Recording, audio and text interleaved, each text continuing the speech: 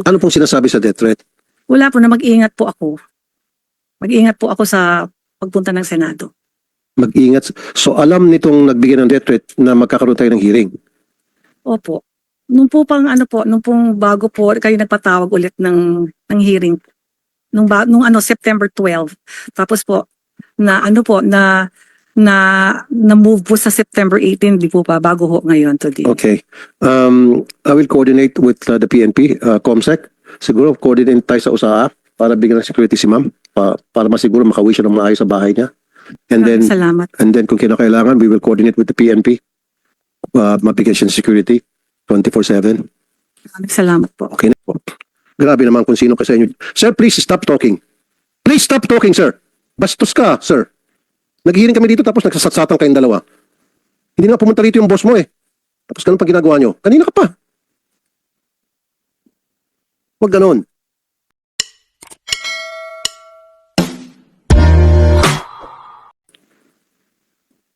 To be exact on the figures, Mr. Chair, 6,097.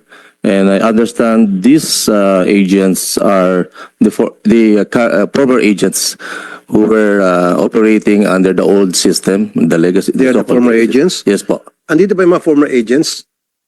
National, kaya po, si Polay, Philippine Online Lottery Agents Association Incorporated. Kayo po yan, Ma'am Evelyn? Kayo ba yun?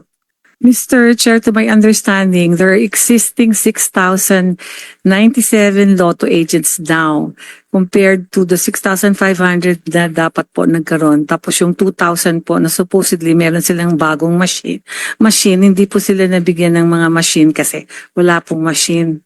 I guess that is what Attorney Pachag is saying na existing pa po. Yun po yung mga dati ng mga lotto agents, yung 6,097. I don't know, I heard na magbubukas po sila ng mga ibang outlets pa, pero I mean, that has to be confirmed pa po. Yun nga po, Pieces. magbubukas kayo ng mga bagong outlets. Tama, Attorney Pachag? Yes, Mr. Chair. As Okay. per our records, there will be additional 273 new machines or agents to be opened. 273. 273. Sabi niyo po, 6,000. Ano yun, yung present? Yeah po, yung 6,097 are the present agents. Okay. So, dun sa 297 new outlets to be opened, magkakaroon yung mga bagong machines yun. Yes, that's correct, Mr. Chair. Okay. So, ang gusto ko, yung sa 297, lahat yan ibibigay dun sa mga dating agents ng PCSO na nawala ng trabaho. I understand that's Natatanggal. the practice, Mr. Chair. We are actually informing those agents who were previously, whose agencies were terminated, and they are the priority. Ma'am Evelyn?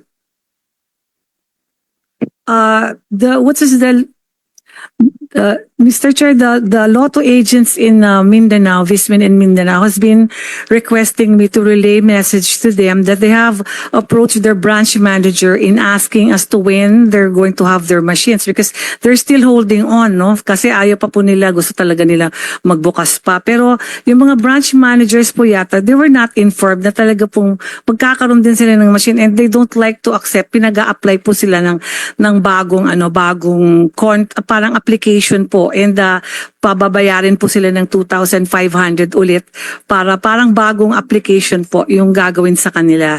So they're hoping kasi po dun sa previous conversation po natin or previous committee hearing natin last February na you were requesting po na sana makipagtulungan po with the former chair Junie Kua and the PGMC with the machine pero nakipag-coordinate naman po kami pero hindi nga lang po na-actionan na matulungan Yeah, I sila. remember we were promised na 8 to 10 months for the delivery.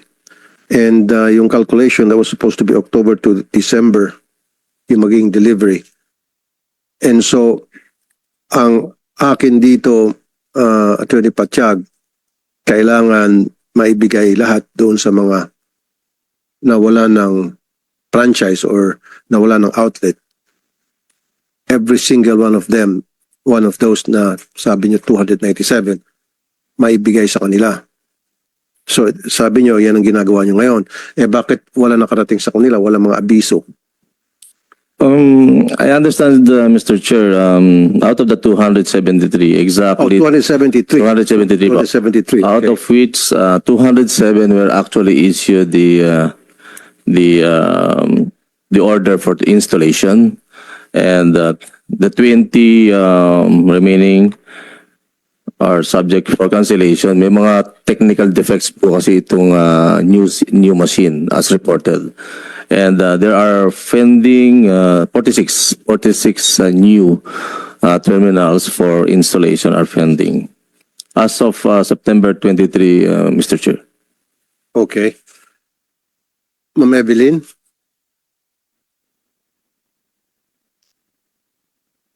Satisfied ka dun sa sinasabi? Sana nga po magkaroon na sila ng mga machine kasi magwa 1 year na po sa October 1 na wala po silang income. Marami pa hong nawalan ng trabaho. Kahit ako nga rin po na-terminate din.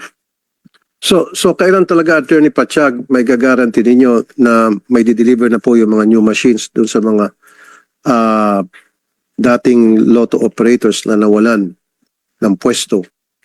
Nawalan ng Mr. Chair, as mentioned earlier and in the past, the new contract for the so-called PLS, Philippine Lottery System, has a maximum of 6,500. Tama po ba? Sa gaming po.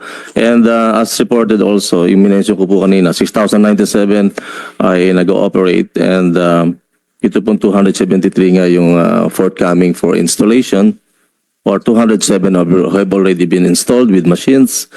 Kaya yung difference po dito as per information, may mga defective terminals. So yun po yung ako-communicate as per our gaming sector, in charge po doon sa aming terminals, doon po sa provider namin Okay. ng machine. Ma'am Evelyn, nasabi niyo po sa staff namin na nakakatanggap kayo ng death threat. Andito ba yung nagbibigay sila ng death threat? Tingnan mo mga mukha nila. Andito. Well, not really coming from the PCSO pero ano po. Siyempre, I fear for my life also kasi I come here to help the 2,000 lotto agents po. And nagpa-blatter na po ako na baka nga something might happen to me kung sakaling kasi nga I was not really expecting na magkakaroon pa po ulit ng committee hearing. I mean about dito sa problema po namin. So Ano pong sinasabi sa death threat? wala po na mag-iingat po ako. Mag-iingat po ako sa pagpunta ng Senado. Mag-ingat. So alam nitong nagbigay ng death threat na magkakaroon tayo ng hearing. Opo. Nung po pang nung pong bago po kayo nagpatawag ulit ng hearing. Nung September 12. Tapos po na na move po sa September 18, di po pa bago ho ngayon today. Okay. I will coordinate with the PNP, COMSEC. Siguro coordinate tayo sa USAA para bigyan ng security si ma'am. Para masiguro makauwi siya ng maayos sa bahay niya. And then, Salamat. and then kung kinakailangan, we will coordinate with the PNP. Mabigyan siya ng security 24/7. Salamat po. Okay na, ipablato niyo na po yun, ma'am. Kailangan kasi yan para mabigyan kayo ng VIP security ng PNP. Ako po ang lalakad dyan para ma-assure na ikaw ay safe at makakating ka sa mga susunod na hearing at walang pag-alinangan on your part. Maraming salamat po. Grabe naman kung sino ka sa inyo. Sir, please stop talking. Please stop talking, sir. Bastos ka, sir. Nag-hearing kami dito tapos nagsasatsatang kayong dalawa. Hindi na nga pumunta rito yung boss mo eh. Tapos ganun pang ginagawa nyo. Kanina ka pa. Huwag ganun.